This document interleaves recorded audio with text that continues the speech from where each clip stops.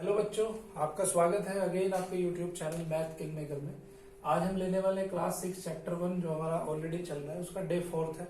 सो day 4 में हम क्या क्या स्टडी करने वाले हैं उसका थोड़ा एक बार देख लेते हैं। उसमें आज हम पढ़ेंगे एस्टिमेशन के बाद राउंडिंग ऑफ पढ़ेंगे। इसकी टेंथ डिजिट तक, 100 डिजिट तक, 1000 डिजिट तक इसको राउंडिंग ऑफ कैसे करते हैं। फिर एस्टिमेशन के बारे में पढ़ेंगे कि उसका सम और डिफरेंस कैसे करते हैं और एस्टिमेशन का प्रोडक्ट कैसे करते हैं। ओके, सो जो बच्चा ये 6 का वीडियो पहली बार देख रहा है, मेरे बाकी वीडियो भी अवेलेबल है डे 1, डे 2, डे 3। उन वीडियो को पहले देखो आप, तब यहाँ वीडियो आपको देखने का कोई फायदा होगा। ठीक है, सो आज हम बात करेंगे एस्टिमेशन की। एस्टिमेशन क्या है? देखो, कभी कभी आपने देखा होगा कि घरों में पार्टी होती है अगर, सो प्लानिंग होती है पहले। ठीक है, सो उस प्लानिंग में क्या होता है कि भाई कितना हमारे घर में गेस्ट आ सकते हैं, एस्टिमेटेड गेस्ट कितने आएंगे। ठीक है, एस्टिमेशन वर्ड वहां पे यूज होता है कि गेस्ट कितने आ सकते हैं, एस्टिमेशन कितने गेस्ट आने का है। ठीक है, दूसरा वर्ड क्या यूज होता है कि भाई कितना हमारा लगभग कितना खर्चा हो जाएगा। So estimation is nothing but it is rounding off something. ठीक है, एग्जैक्ट नंबर नहीं होता ये, बट एस्टिमेशन होता है। जैसे मान लेते हैं कि आपके घरों में कुछ गेस्ट आने वाले हैं। ठीक है, आपने एक पार्टी रखी, सो उसमें गेस्ट आ रहे हैं 70। ठीक है, तो आप क्या कहोगे कि भाई एस्टिमेशन है 1, 2, 3 और जोड़ लेते हैं तो एस्टिमेशन है राउंडिंग ऑफ में 20 गेस्ट लगभग हमारे आ सकते हैं। ठीक है, सो इसको बोलते हैं एस्टिमेशन। ठीक है, जैसे मान लो आपने मैच वैच देखे होंगे। ठीक है, तो मैच में स्टेडियम में अक्सर जो है कमेंट्री में कहा जाता है कि भाई आज एक्सपेक्टेटर इतने हैं, आज 2 लाख से ज्यादा एक्सपेक्टेटर है। तो वो 2 लाख 1000 समथिंग तो कुछ नहीं बताता, वो सिर्फ एक एस्टिमेशन देता है कि भाई लगभग इतने आज दर्शक मौजूद हैं स्टेडियम में। ठीक है, सो इसको बोलते हैं हम एस्टिमेशन। सो एस्टिमेशन का वर्ड जो मतलब होता है इसका लगभग अप्रोक्सीमेटली। ठीक है, so estimation is nothing but it is approximately, लगभग। हिंदी में अगर कहें तो इसको लगभग कहते हैं। ठीक है, सो अब एस्टिमेशन को हम राउंड ऑफ करेंगे तो राउंडिंग ऑफ अप टू 10 तक उसको राउंडिंग ऑफ करना है हमें। ठीक है, फॉर एग्जाम्पल जैसे आपके पास क्या है, कुछ डिजिट है, मान लेते हैं 50 से लेके यहाँ पे 50 है, 51 है, 52 है, 53 है, 54 है, 55, 56, 57, 58, 59 और 60। ठीक है, 50 से 60 तक का एक ब्रैकेट हम देखो, हम पहले बात कर रहे हैं एस्टिमेशन कहां तक की, 10th डिजिट तक की।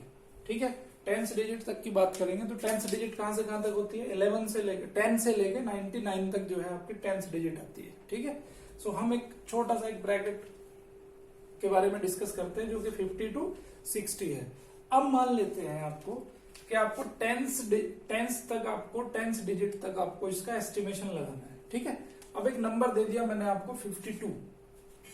क्या नंबर दे दिया, 52, और 52 को बोला कि भाई इसको आपको राउंड ऑफ करना है, round off up to 10th digit. ठीक है, 10th डिजिट तक आपको इसको राउंड ऑफ करना है। तो आपको ये देखना है कि इसके पास में कौन सा 10th डिजिट है। 10th डिजिट क्या है आपका, कौन सा कंप्लीट 10 है, 50 है और एक 60 है। तो 52 के जो नियरेस्ट 10th डिजिट है वो कौन सी है, 50। ठीक है, कंप्लीट 10 हमें देखना है कि कौन सा है, तो यहाँ पे 50 है नियरेस्ट। तो 52 को जो राउंड ऑफ करेंगे हम किस में करेंगे, 50 में राउंड ऑफ कर देंगे। अगर मैं बात करूं 54 की, तो 54 के पास कौन सा है, देखो यहां से 50 से कितना है, 1, 2, 3 स्टेप अवे है, और 56 से कितना है, 1, 2, 3, 4, 5, तो वहां से 5 स्टेप अवे है। तो 54 को जो राउंड ऑफ करके लिखना पड़ेगा हमें, कितना लिखना पड़ेगा, 50 लिखना पड़ेगा। ठीक है, अब बात करते हैं 56 की। 56 की बात करेंगे तो 56 किसके नियरेस्ट होगा, यहां से देखो 60 से कितना है, 1, 2, 3 है, और यहां से कितना है, 1, 2, 3, 4, 5, तो ये किसके नियरेस्ट होगा, 60 के नियरेस्ट होगा। तो इसको राउंड ऑफ करके क्या लिखेंगे हम, 60 लिखेंगे। अब हम बात करते हैं 55 की। देखो जो सबसे सेंटर वाला होता है 55 क्या है, 55 60 से भी 4 स्टेप पहले है और 50 से भी 4 स्टेप आगे है। ठीक है, तो हम जो सेंटर वाला जो नंबर होता है हमारा, उस नंबर को राउंड ऑफ हमेशा करते हैं इसमें 60 में। तो 50 जो राउंड ऑफ होगा 55 वो राउंड ऑफ होगा 60 में। तो 55 या उससे आगे वाले जितने भी नंबर हैं वो सब राउंड ऑफ होंगे किसमें, 60 में राउंड ऑफ होंगे, ठीक है। और 55 से पहले वाले जितने भी नंबर हैं वो सब राउंड ऑफ होंगे 50 में। ओके, सो अभी एक एग्जांपल ले लेते हैं फटाफट से। एक नंबर देता हूं मैं, आपको बताना है कि नंबर किस किस में राउंड ऑफ होते हैं। एक नंबर लिया मैंने 23, आपको 10 डिजिट तक राउंड ऑफ करना है उसको। 23 लिया, 25 लिया, 27 लिया, 37 लिया, 45 लिया, तो ये किस किस में राउंड ऑफ होंगे। देखो जो 23 है हम कंसिडर करेंगे कि इसको कहां से कहां तक, यहाँ पे 20 से लेके और 30 तक के बीच में, ठीक है।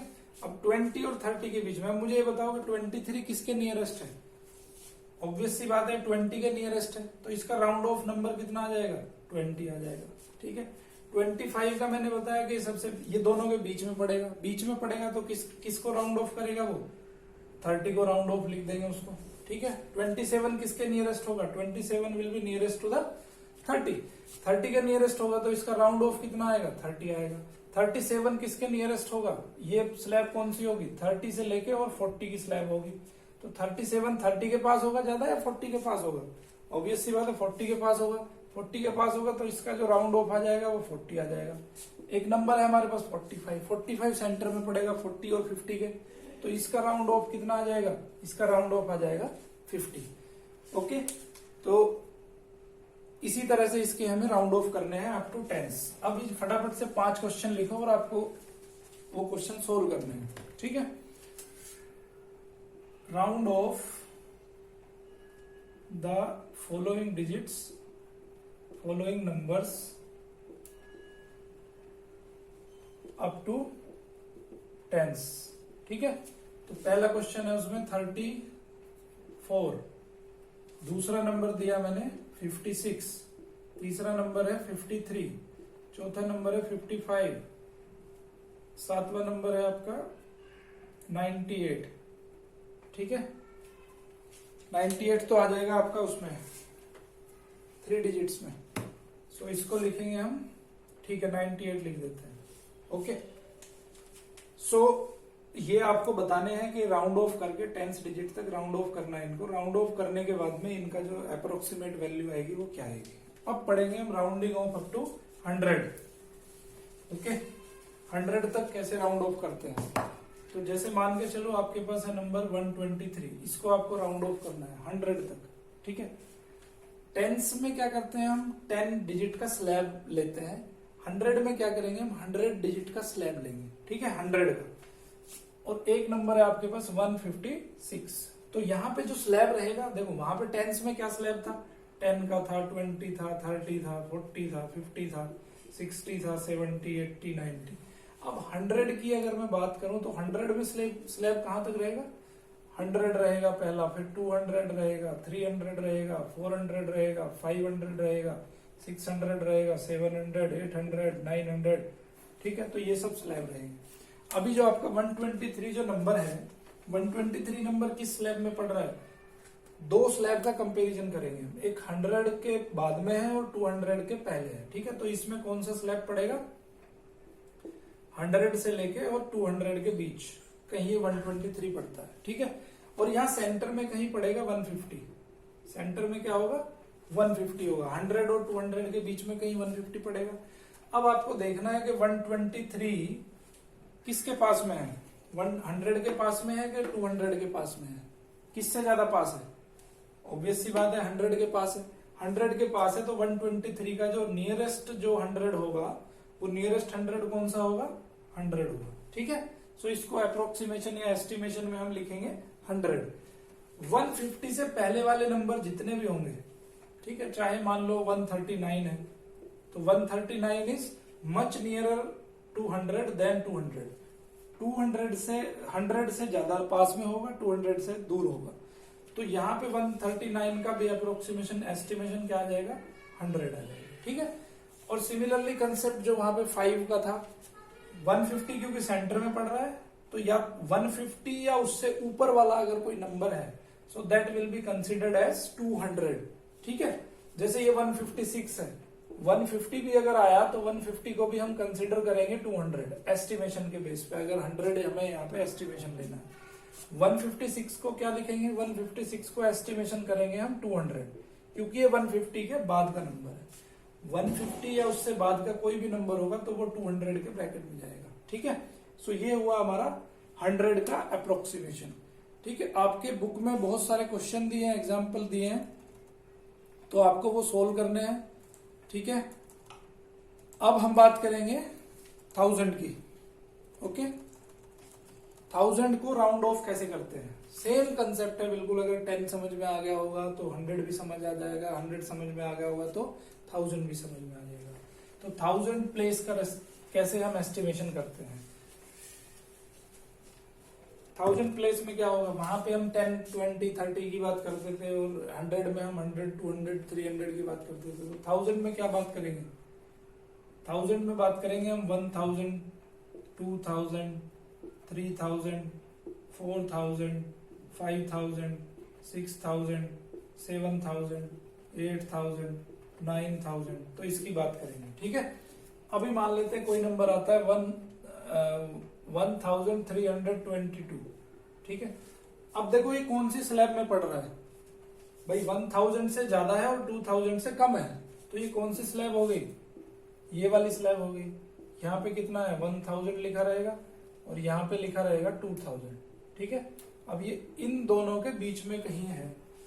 अब बीच का नंबर क्या होगा इसका, 15,000, 1500। ठीक है, 1500 यहाँ पे सेंटर में होगा। तो 1500 अगर सेंटर में है, तो अगर 1500 अगर सेंटर में है, तो जैसे हमने कंसेप्ट को वहां पे पढ़ा था, सेम कंसेप्ट यहाँ पे फॉलो होगा। अगर कोई नंबर 1500 से पहले का है तो उसको हम राउंड ऑफ करके लिखेंगे 1000। ठीक है, अगर कोई नंबर 1500 या उसके बाद का है तो उसको हम राउंड ऑफ करके लिखेंगे क्या, 2000। तो अभी देखो 1322, ये किससे पहले पढ़ रहा है, ये इसी स्लैब में पढ़ रहा है, पहले वाले स्लैब में। तो पहले वाले स्लैब में पड़ेगा तो 1322 का जो अप्रोक्सीमेट वैल्यू आएगी, एस्टिमेशन करके जो वैल्यू आएगी up to 100 place, sorry up to 1000 place, so वो वैल्यू क्या आएगी, 1000 आएगी। ठीक है, अगर कोई नंबर इसके बाद वाली स्लॉट में पड़ता है, जैसे मैं बात करूं 1567, तो 1567 कहाँ आता है, वो इस वाले स्लॉट में आता है, इस वाले स्लॉट में आता है। तो इसका जो अप्रोक्सीमेशन हो जाएगा, इसका जो एस्टिमेशन हो जाएगा वो हो जाएगा क्या, 2000 हो जाएगा। अगर कोई 1500, 1500 अगर नंबर है तो 1500 का कहाँ पे है, सेंटर में है। तो सेंटर वाला जो नंबर होता है वो हमेशा इधर अप्रोक्सीमेशन होता है, इधर एस्टिमेशन होता है उसका। तो 1500 का जो एस्टिमेशन होगा वो कितना आएगा, 2000 आएगा। समझ आई बात, बिल्कुल सिंपल कंसेप्ट है, बहुत इजी है। अब हम बात करेंगे कि एस्टिमेशन का आखिर यूज क्या है। ठीक है, देखो जहां पे एक्यूरेसी की जरूरत नहीं होती है, जहां पे हमें डाटा बहुत एक्यूरेट नहीं चाहिए, जैसे मान लेते हैं कि आपका स्कूल पूछा जाता है कि आपका स्कूल यहां से कितना होगा, ठीक है, या आपके घर से बाजार का डिस्टेंस कितना होगा, तो बताते हैं हम कि भाई 1 किलोमीटर होगा, 2 किलोमीटर होगा, 500 मीटर होगा या 200 मीटर होगा। तो हम इस तरह से एक एस्टिमेशन देते हैं, लेकिन वो इतना इंपॉर्टेंट नहीं है हमारे लिए कि बिल्कुल एक्यूरेट उसको जानना जरूरी है कि भाई हमारे घर से हमारा बाजार का डिस्टेंस कितना है। ठीक है, इतना कोई ज्यादा जरूरी नहीं है। अगर वो मान लो आपने 2 किलोमीटर बताया और 1 किलोमीटर भी है तो कोई फर्क पड़ेगा नहीं, बिल्कुल नहीं। ठीक है, सो एस्टिमेशन का हमारी लाइफ में ये रोल है। अब ये देखो 1000 एस्टिमेशन वाले कुछ क्वेश्चन लिख लो, वो क्वेश्चन आपको करने हैं। तो estimate the following up to 1000 place. 1000 place तक आपको एस्टिमेट करना है। 1 5 6 7 1 3 5 4 9 3 6 1 2 5 9 1 2 और एक फिफ्थ नंबर लिख लो 6 1 32। ठीक है, ये 5 क्वेश्चन मैंने दिए हैं, इनको आपको क्या करना है 1000 प्लेस तक एस्टिमेट करना है, 1000 प्लेस तक आपको इसको राउंड ऑफ करना है। अब आखिर इस राउंड ऑफ का मीनिंग क्या है, ठीक है, एक एस्टिमेशन का यूज कहाँ पे है, तो यूज कहाँ पे है, हम सम और डिफरेंस जब किसी एस्टिमेशन के थ्रू करते हैं तो हमें एक आइडिया मिल जाता है। ठीक है, जैसे मान के चलो कि भाई 90 एक नंबर है आपके पास 83, ठीक है, एक नंबर है आपके पास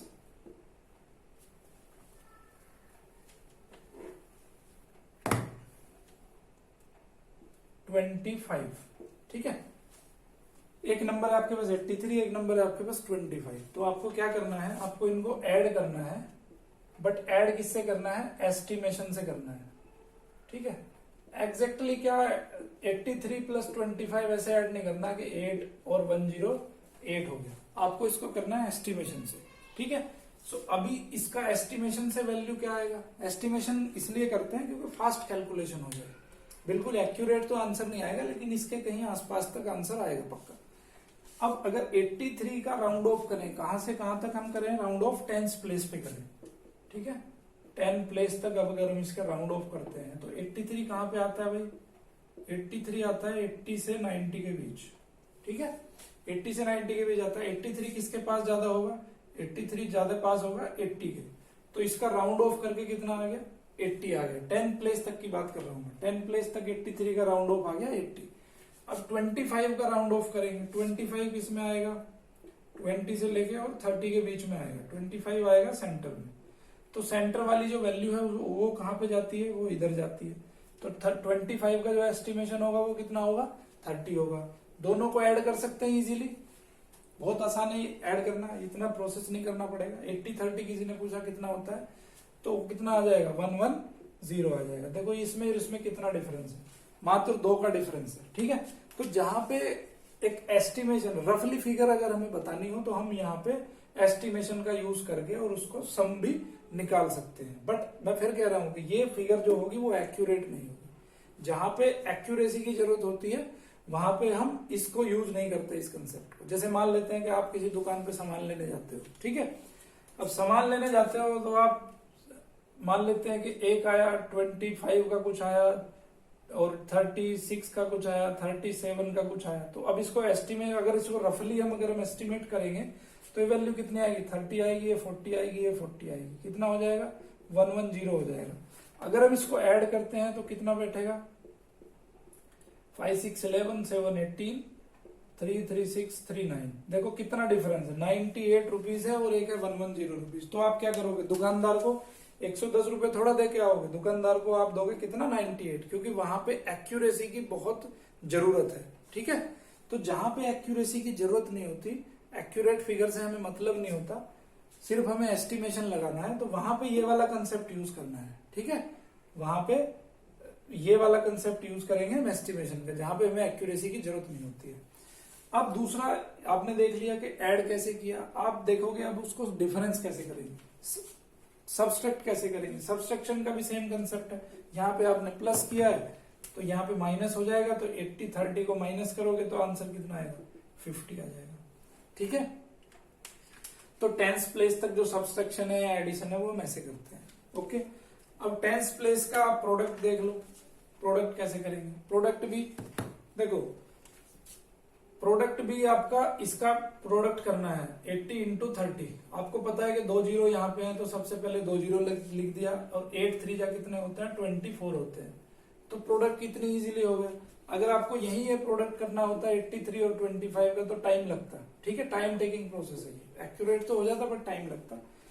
तो यहाँ पे अगर आपको एक्यूरेसी की जरूरत नहीं है, सिर्फ आपको एस्टिमेशन लगाना है, तो ये मेथड सही है। ठीक है, तो अप टू 10th प्लेस तक हमें क्या करना है कि उसको जो 10 प्लेस तक सबसे पहले उसको नंबर को फाइंड करना है कि 10th प्लेस में राउंड ऑफ करके वो नंबर कितना होता है। फिर दूसरे नंबर को भी उसी तरह से राउंड ऑफ कर लो, और उनको ऐड करना है तो ऐड कर लो, सब्सट्रैक्ट करवा रहा है क्वेश्चन में तो सब्सट्रैक्ट कर दो, और मल्टीप्लाई करवा रहा है तो मल्टीप्लाई कर लो। ठीक है, सिमिलर कंसेप्ट है आपका 100 प्लेस के लिए भी। ठीक है, सो 100 प्लेस का थोड़ा एक एग्जांपल देख लेते हैं। उससे पहले कुछ क्वेश्चन लिख लो। Add and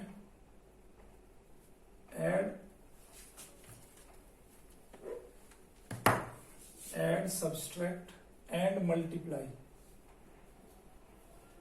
the following up to